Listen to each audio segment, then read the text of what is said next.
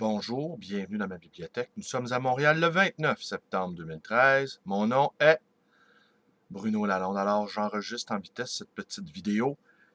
Il est 7h25, heure de Montréal, et dans 1h30, je vais prendre des notes pour notre conseil d'administration, la confrérie de la librairie ancienne du Québec.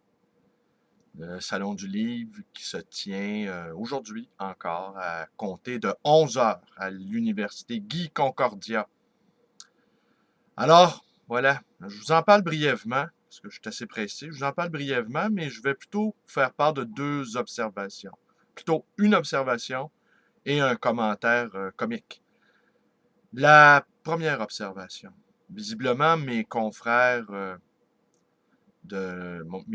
libraires de langue anglaise craignent un troisième référendum et pensent également que Pauline Marois va sans doute remporter la prochaine élection. Beaucoup pensent, évidemment, sont tous contre la charte et beaucoup pensent que Pauline Marois n'a fait que cela pour se faire réélire. Pour ma part, je ne le crois pas, mais je dirais simplement une chose. On ne fait pas un pays en ayant les mains blanches et les mains propres. Faire un pays, faire sécession, c'est de la sale job. Et il ne peut en être autrement. Et de l'autre côté, eux, ils vont tout faire pour protéger leur pays. Aussi, je le vois bien en nous prêtant à nous, Québécois, une sorte de pouvoir maléfique. Eh bien, ils se font à croire qu'ils ont à combattre un ennemi très puissant. Ça les rehausse dans leur narcissisme agressif. Et quant à nous, eh bien, nous nous contentons de nous conter des peurs et nous nous contentons de leur faire peur. Car je pense que nous sommes englués dans une sorte de relation sadomasochiste, absolument toxique pour les deux peuples, je dirais, fondateurs du Canada. Oui, fondateurs dans le sens de civilisation occidentale, on aura compris. Et eux, ben, ils ne se posent pas de questions, ils sont le bien absolu, et nous sommes le mal. Alors, un de mes confrères m'a dit, tu ne crains pas de voir un exode encore des anglophones, ne crains-tu pas que le prix des maisons va chuter à Montréal? Patati patata.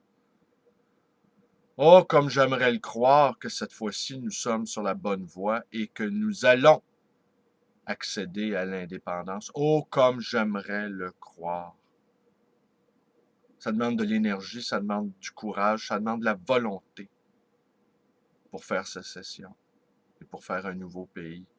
Et quant à moi, j'en accuse nos élites financières, notre petite bourgeoisie et notre grande bourgeoisie. Si eux, les Pierre-Carl Péladeau, on peut rêver, Paul Desmarais ou Guy Laliberté, pour ne nommer que ces trois-là, qui sont les trois principaux riches de notre province, oui, du côté francophone. Eh bien, si ces trois-là donnaient un appui à l'indépendance et utilisaient toute la force politique, symbolique, économique pour ce faire, eh bien, l'indépendance se réaliserait en un tour de main. Et tous les pays qui ont accédé à leur indépendance ou qui ont su conserver une dignité, eh bien, ils le devaient à leurs élites. Et tous les pays qui ont été trahis, tous les peuples qui ont été bafoués, ils le doivent également à la trahison de leurs élites économiques, politiques et parfois intellectuelles. Alors, ça me désole de voir ça. Et on accuse le peuple. On accuse le peuple. Non, le peuple est prêt à suivre. Le peuple l'a démontré aux deux derniers référendums, malgré toutes les forces d'opposition. Ce sont les élites qui sont responsables de cet état de fait dans lequel nous sommes. On ne le dira jamais assez. Voilà. Et les Anglais ont peur à nouveau. Ben, en fait, comme je vous dis, ils se font accroire des peurs, s'imaginent que... Mais ça, c'est une belle façon pour eux de se rehausser à leur propre Dieu. Ils ont à vaincre un ennemi redoutable, nous. Et puis nous, ben, comme on n'ose pas vraiment couper le lien, vraiment couper le cordon, eh ben, on s'en voudrait de perdre ce rôle-là de bonhomme 7 heures, d'entité menaçante, auquel, au fond, on ne croit guère dans les tréfonds de notre propre conscience. Comme je suis fatigué de tout cela. Comme j'aimerais passer à autre chose. Alors voilà, voilà. Alors c'est tout pour aujourd'hui. Pour le reste, ah oui, la petite anecdote amusante. Eh bien, j'ai présenté ma secrétaire Michel Bellis à quelques-uns de mes confrères, en fait à une assez grosse majorité de mes confrères. Et vous le savez, Michel se promène accroché au cou avec sa clé de cellule de prison. Et je les interrogeais, je leur disais, je vous présente ma secrétaire, Michel Bellis. Et quelques-uns une secrétaire barbue qui a accroché autour du cou une prison. C'est assez, clé de prison, une clé de cellule de prison, c'est assez étonnant. Et je les interrogeais, c'est qu'est-ce qu'ils portent au cou? Et tous ont répondu, un signe ostentatoire. Aucun ne savait que c'était une clé de cellule de prison. Alors, ils sont vraiment vertueux, mes confrères. Mais est-ce qu'on peut faire... Jusqu'où on peut aller dans la vertu et est-ce qu'on peut attendre quelque chose de quelqu'un, quelque chose de bien de quelqu'un qui est trop vertueux? Pour ma part, vous le savez, je ne suis pas un homme vertueux.